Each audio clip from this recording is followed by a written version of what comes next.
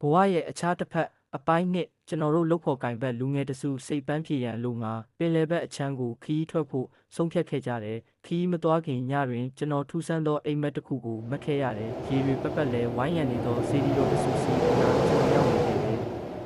တို့ပေမဲ့ကုန်းပေါ်မှာရှိမနေရေထဲတွင်သာရှိနေခဲ့တယ်ဇေဒီတော်သည်အလွန်တရာတပ်ပယ်လွန်အားကြီးတယ်ဇေဒီတော်ဤဘေးပက်ပက်လဲတွင်ကြောက်ဆိုင်ကြောက်ခဲများဖြင့်သာပြည့်နှက်နေလေတဲ့လှိုင်းလုံးများကအတော်ပုတ်ခတ်နေပေမဲ့ဇေဒီတော်ဤအောက်ခြေထီတောင်ရေမရောက်ပေ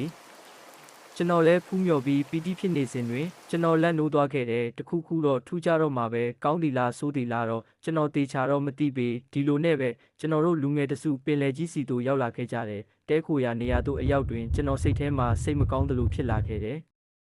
မျက်နှာအတော်ပြတ်သောကျွန်တော်ကိုတတိထားမိသူမှကိုပြည့်ဖြစ်တယ်အကိုနေလို့ကောင်းရဲ့လားမျက်နှာလည်းမကောင်းဘူးနော်ဘာဖြစ်လို့လဲကျွန်တော်ကိုပြောတော့ဆိုပြီးပြောလာတော့ကိုပြည့်ကိုရတဲ့ညီအကိုနည်းနည်းပင်ပန်းတယ်လို့ဖြစ်နေလို့နေမှာပါကားကအကြာကြီးစီးခဲ့ရတာကိုကျွန်တော်ကြောင့်သူတို့လေးတွေရဲ့ပျော်ရွှင်မှုကိုအပြတ်မခံနိုင်ပေတူပေမဲ့လည်းကျွန်တော်တခုခုဖြစ်မယ်ဆိုတာကိုသိနေခဲ့တယ်ပစ္စည်းတွေကိုတဲခိုရာခန်းတွင်ချကကျွန်တော်ကမင်းတို့လည်းအမှားစရာရှိတာမှကျွန်တော်မိုးကတဖြည်းဖြည်းမှောင်လာပြီးအားလုံးကလည်းဟုတ်ဆိုပြီးတယောက်တစ်ပေါက်စီဖြစ်စားစရာတွေကိုမာနေလေကြတယ်ကျွန်တော်လည်းစိတ်ထဲနေလို့မကောင်းတာနဲ့ပင်လယ်ဘက်စီကိုတယောက်တည်းထွက်လာခဲ့လိုက်တယ်ကျွန်တော်တို့တဲနေတော့အခန်းမကန်းခြေတို့တိတ်မလျှောက်ရအတော်နီးတယ်မှောက်ဆပြိုးလာတဲ့အတွက်ကြောင့်လှိုင်းတွေကလည်းတဖြည်းဖြည်းတက်လာလိုက်တာဟိုတယ်မှတားထားသောအုပ်ဖောင်ကိုပင်လာရောက်ရိုက်ခတ်နေလေပြီအခန်းတချို့မှလူငယ်တစုကတော့တချင်းများဆိုကပျော်ရွှင်နေပုံရတယ်ကျွန်တော်လည်းစိတ်ရှုပ်နေတာနဲ့ပဲသူတို့နဲ့အနှဲငယ်လမ်းရနေရာသို့တွားရောက်လိုက်တယ်